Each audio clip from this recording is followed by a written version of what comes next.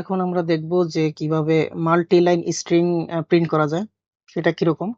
যদি আমরা চাচ্ছি যে এমন যে আমার নাম হচ্ছে মাহমুদ, এরপর সেকেন্ড লাইনে বলবে যে আমার স্যালারি এত, আমার দেশের নামে এটা, এভাবে যদি অনেকগুলো লাইন একসাথে আমরা প্রিন্ট করতেছি, আমরা যেভাবে চাচ্ছি সেভাবেই প্রিন্ট করতে চাচ্ছি, কোনো নিউ লাইন দিব না।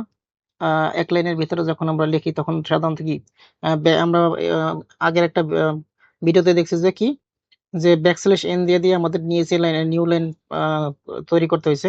কিন্তু এই পর্যায়ে আমরা দেখবো যে কিভাবে একটা প্রিন্ট লাইনের ভিতরেই আমরা আমাদের ইচ্ছে মতো আমরা যেভাবে চাচ্ছি সেভাবে আমরা প্রিন্ট করতে পারি। সেটা করতে পারি কিভাবে, সেটা আমরা একটা উদাহরণের মাধ্যমে দেখি।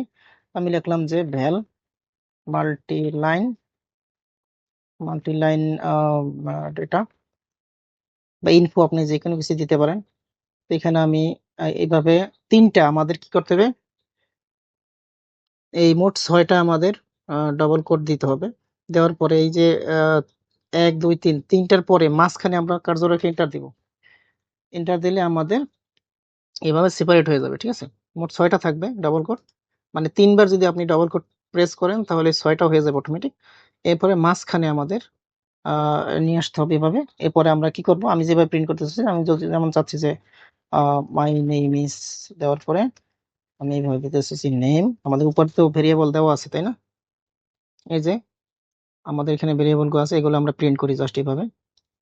এবার আমি চাচ্ছি নিচের লাইনে আমি লিখবো যে my salary is salary, sorry amount, ঠিক আছে? এরপর আমি চাচ্ছি যে মাই কান্ট্রি বা I am from country name. আর কি আছে,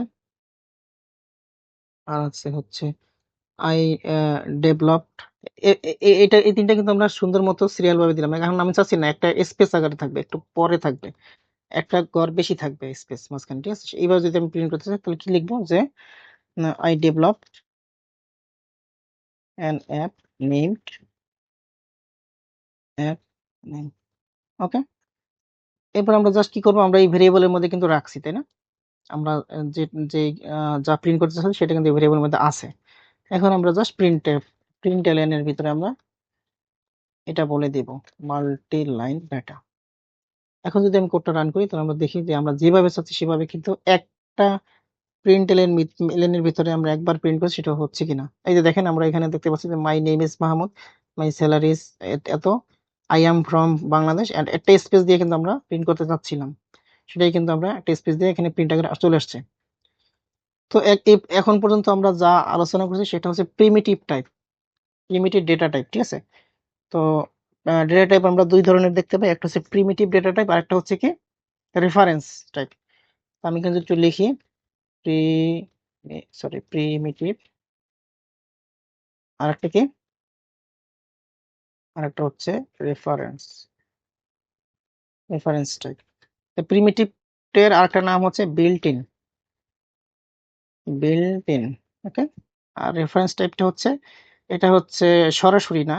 এই বিল্ট ইন মানে হচ্ছে এই প্রিমিটিভ টাইপটা হচ্ছে কটলিন ল্যাঙ্গুয়েজ থেকে আসছে সরাসরি, আর রেফারেন্স টাইপ হচ্ছে ক্লাস অবজেক্ট থেকে আসবে, ঠিক আছে? তো আমরা প্রিমিটিভ টাইপের মধ্যে কি কি আছে, প্রিমিটিভ টাইপের মধ্যে আছে হচ্ছে ইন্টিজার, ফ্লোট, ঠিক আছে? আমি এভাবে একটু করে দিই, integer, float, double, short, byte, and integer, float, double, short, byte, etc, ঠিক আছে? আর নাম মনে আসতেছে না আপাতত। আর হচ্ছে রেফারেন্স টাইপের ভিতরে কি কি আছে, রেফারেন্স টাইপের মধ্যে আছে সাধারণত আমরা দেখতে পাই স্ট্রিং, অ্যারে, ম্যাপ, সেট, মোটামুটি এরকম, ঠিক আছে? আরো তো এইগুলো হচ্ছে আমরা প্রিমিটিভ টাইপ আর রেফারেন্স টাইপ আমরা দেখতে পাইলাম।